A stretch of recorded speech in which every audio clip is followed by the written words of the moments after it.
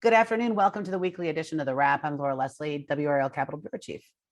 And I'm Bryan Anderson, WRAL State Government Reporter.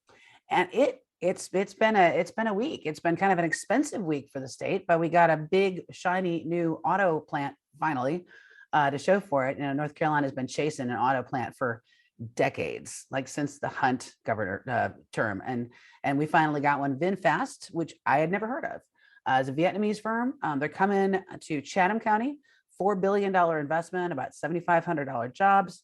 In return, they're going to get about a $1.25 billion total incentive package. Now, granted, a lot of that is for the site, for things that they have to do to the site to make it suitable for them. But still, that's the highest one I've ever seen.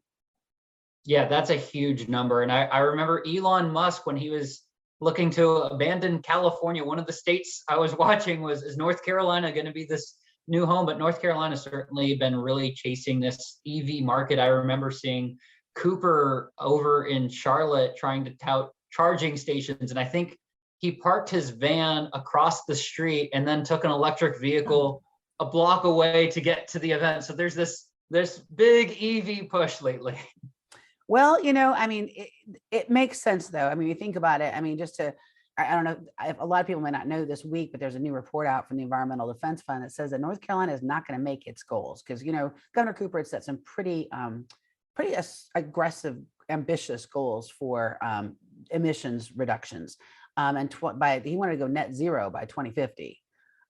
Which is kind of crazy if you think about it. But he certainly had some pretty good goals by 2030 even. And so according to this report, we're just not going to get there in time. Well, there was a meeting today of a working group that's going to try to address that. And they were talking about the fact that I didn't know this, but transportation is the #1 source of greenhouse gases in North Carolina. That's because it used to be the utilities, but the utilities under the clean energy plan they passed last year and some other ones before that, they've cut their emissions. Now that's not saying they're not emitting anything, but right now it's cars and trucks. That's what is our #1 greenhouse gas emitter. So they're working on this clean transportation plan. They're going to try to get 1.25 million new electric vehicles or zero emission vehicles on the roads in North Carolina by 2030.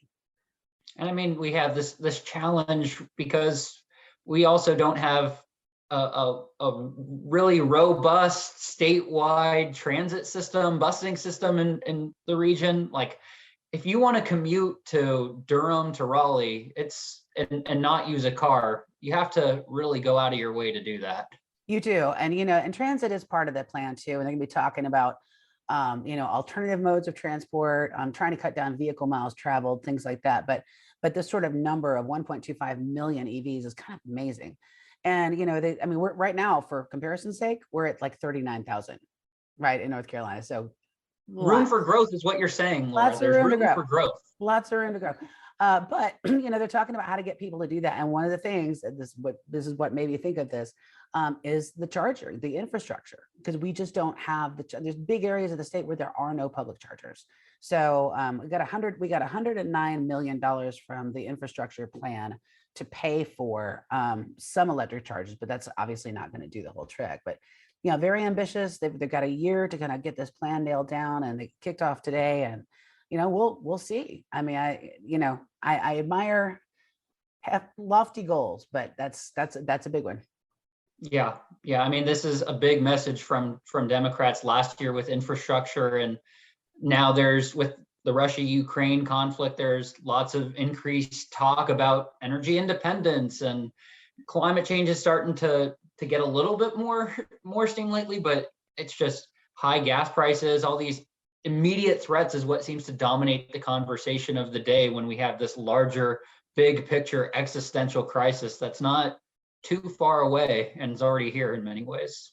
Well, Cooper's really kind of like hitched his wagon to the economic impacts of green energy and clean energy in North Carolina, because he says the acquisitions we've made lately, the VinFast, Boom Supersonic, the Toyota battery factory, that we're really positioning ourselves at the forefront of this industry, just like we were positioning ourselves at the forefront of solar several years ago. But it's paid off. We're one of the top solar states in the country. So, so he's thinking this is going to be the next big industry for North Carolina. And it certainly looks like it, if VinFast is any indication. I wanted to go to talk about Cawthorn a little bit. You spent a lot of time this week writing about Madison Cawthorn, didn't you?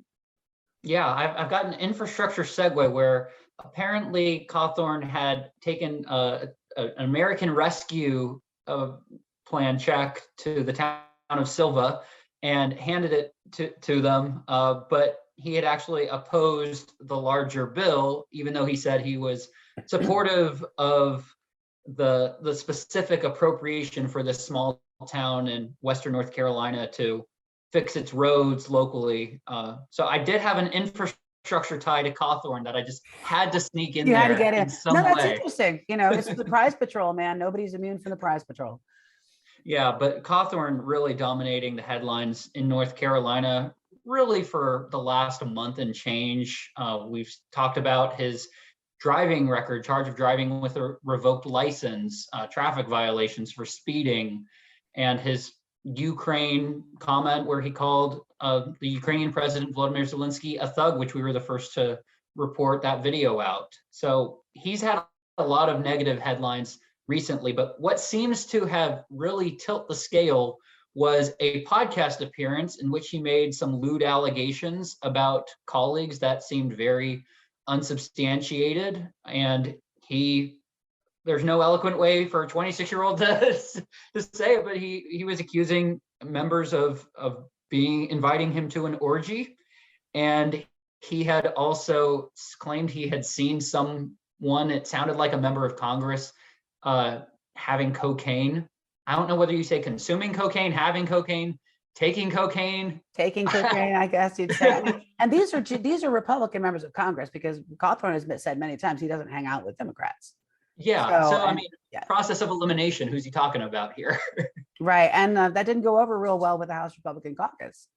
No, I mean, he had a meeting with House Minority Leader Kevin McCarthy from California, the most powerful House Republican in Congress. And what McCarthy had said, according to these news reports and him talking to reporters, was that Cawthorn was not truthful in his comments and was grossly exaggerating these claims, and they were unsubstantiated, false, and they were damaging the reputations of colleagues who had to hear from friends, hey, are you who Cawthorn was alluding to? You're doing coke at the Capitol or what? Yeah. So it's just a mess of a situation. And we NC political reporters, I think I was a bit surprised because you can write Cawthorn says X crazy thing any number of days, and it never seems to move the needle on what Republicans are willing to criticize him for. And I will note, when he made his Zelensky thug comments, we saw Mark Walker distance himself. We saw Bo Hines, both of whom are very supportive of Cawthorn and have welcomed his support in their respective races, Walker for U.S. Senate, Bo Hines for the 13th Congressional District. And they created some distance, but I hadn't heard a strong Republican say, we need to take Cawthorn out. And that's where the party seems to be right now, at least establishment North Carolina, longtime office holders.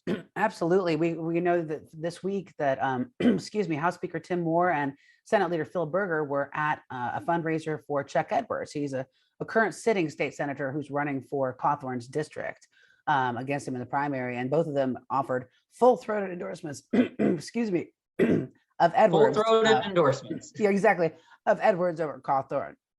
Yeah, and Edwards, I should note, he is someone who is in the state Senate, is really not a very vocal member in the legislature, I'd say. He has a few policy issues, but he's certainly not a personality of Cawthorn or a loud, booming, boisterous voice necessarily. And that sets up the contrast between a very big personality in Cawthorn versus someone who is seen as a little bit more cordial, tempered with Edwards. And I think the interesting thing is how quickly people have rallied around Edwards. We saw Tom Tillis even say he's endorsing Edwards in this westernmost district. So it's certainly rallying support. And I saw Edwards had gotten some traction from these people, but another question is whether it's enough traction to get him to 30% needed to at least win the nomination outright, or if he can force Cawthorn not to hit that threshold and force a runoff in July. Exactly, because there's a lot of people in that field, so that could get messy. In the meantime, Cawthorn news, he's going to be speaking at a rally, we learned today. He's be speaking at the rally for President Trump is coming, right? That's next weekend in Selma. Yeah, Trump, Saturday, April 9th in Selma. He'll be speaking around 7 p.m., or at least he's scheduled to be speaking around 7 p.m. Yeah. So I'm sure we'll see him on stage at 8:15 or something. But Cawthorn is scheduled to speak. And it's interesting because Trump on March 31st, 2021, the Asheville Citizen-Times ran a story, and it was about Cawthorn welcoming Trump support and them sort of appearing in this joint fundraising-like video. And Cawthorn just recently, he had shared this article with us, or his team had shared this article with us and cited it as, this is proof that Trump has endorsed us, because they released an ad that said Trump has given his total and complete endorsement for Cawthorn. Obviously, since 2021, we've had new congressional districts, lots of controversies, and Trump has a history of backing off of endorsements in the past, but it appears Trump has given his support to Cawthorn. So I think it's going to be sort of a, the whole sort of Trump ticket is going to be at that Selma event. We're expecting Bo Hines to speak, Madison Cawthorn to speak, and Ted Budd to speak, of course. And I would imagine pretty much every other politician that's trying to sort of grab those coattails is going to be edging or, angling to get on the stage for 5 minutes as well. And we should note, Trump doesn't have a tremendous track record of success in competitive North Carolina primaries. If you'll remember, he actually opposed Cawthorn back in 2020 when he supported Linda Bennett, who was a realtor, and Linda Bennett was a close friend of Deborah Meadows, who was Mark Meadows's wife, and Meadows was the chief of staff. And Meadows created that vacancy by leaving the westernmost district to become Trump's chief of staff. That's right. That's right. And, yeah, and Linda Bennett was the one they backed. I had forgotten about that. Yeah, Cawthorn had forced a runoff, and he won that primary by 32 points. And you'll also remember that Trump had endorsed a congressional candidate with Renee Elmers back against George Holding. Yeah, she lost to George Holding. Yeah. Yeah, and she got walloped in that election, and now Elmers is facing Bo Hines. So Trump had previously backed some people who are it's a little bit interesting to see the evolution. I had forgotten about all that. So yeah, that is really interesting. Absolutely. I had forgotten all about that. You also want to talk a little bit about FEC filings, because we're starting to see those come in, right? It's the end of the quarter. Right. So FEC filings are candidacy filings or candidate campaign finance filings submitted every 3 months with the Federal Election Commission. And so far, we've got Nita Alam, who's a Democrat running in the 4th congressional district. Right. Sorry. The numbers have changed, but it's the new 4th congressional district. And Nita Alam raised $370,000, she reported today. We're recording on a Friday, so this was the day after filing had ended. That's a substantial sum for especially for a very divided primary, because you've also got Clay Aikens in that primary, and you've got Valerie Foushee, who was sort of the establishment candidate there. So that was a pretty impressive number, I thought. I'm looking forward, though, to seeing what Valerie Foushee puts up. Yeah, Clay Aiken, big celebrity who had released a video on social media and got a lot of hype after that, but attention has sort of died down for him since. And Foushee has the endorsement of Attorney General Josh Stein in that race. So it'll be interesting to see what the fundraising numbers look like. And we should know in a couple of weeks where they're at. Right. And of course, the one thing we haven't talked about yet that we have to talk about, and that's basketball. Right? I mean, Duke, UNC, who are you rooting for? As a former JV high school basketball player who is deathly afraid of contact and fouls and not being aggressive and gravitating toward tennis instead, I don't really have a huge stake in the fight. I think both teams are great. I will say that I had North Carolina winning the round of 32, and I correctly predicted that in my bracket. I had no team getting to the Elite Eight, let alone the Final Four. If you look at it, I'd have to give Coach K a little bit of an edge, but it's going to be a really fun game. Yeah, I mean, I could see. I mean, it'd be great if Hubert Davis won, right? Because it's his first trip to the final with us to the Final Four. And then there's, it'd be great if Coach K won because it's his final trip with Duke to the, to the NCAA playoffs. So I don't know. I'm a Wolfpack fan, so I'm just gonna kind of stay out of this one and say I'll be happy either way. I just hope whoever wins ends up winning the whole thing. Yeah, I'll say on the note of NC State, the women's basketball team was really close to making it to the Final Four. So close. So they were so close. Had a couple of calls not gone against them, and they played a really good team in UConn. Yeah. So now I'm going to be cheering for the Stanford women's basketball team to beat UConn and get some vengeance there for you.